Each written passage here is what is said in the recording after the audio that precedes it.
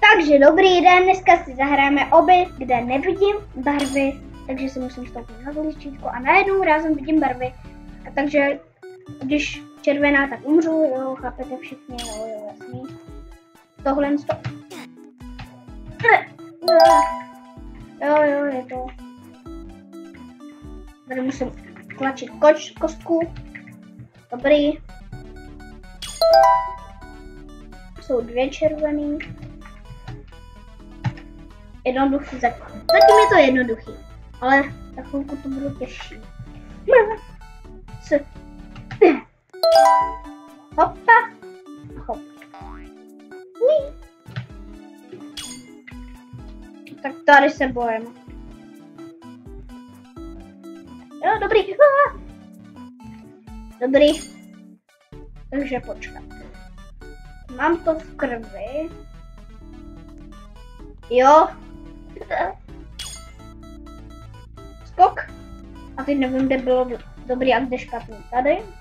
Tady. Yes. To je jednoduchý vlastně.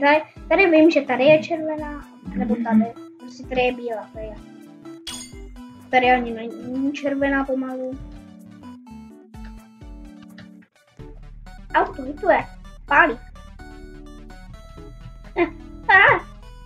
Moje životy.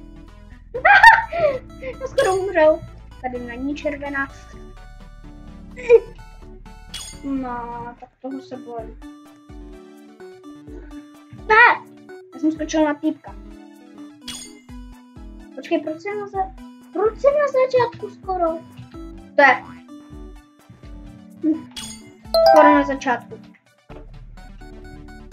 Ne. Prostě.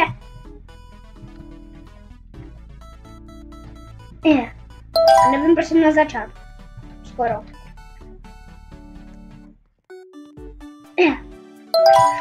Krista.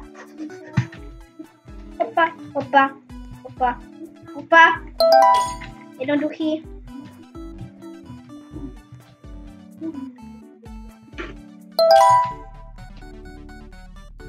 Dobrý. Jednoduchý. Hopa. To se... od jak živa. Kde jsem zas? To jsem někde jinde úplně. Počkej, já jdu naspátek. Tak já tohle nechápu. Na tohle jsem až moc starý. Hop. Už se s váma loučím, takže ahoj, protože jsem spadl.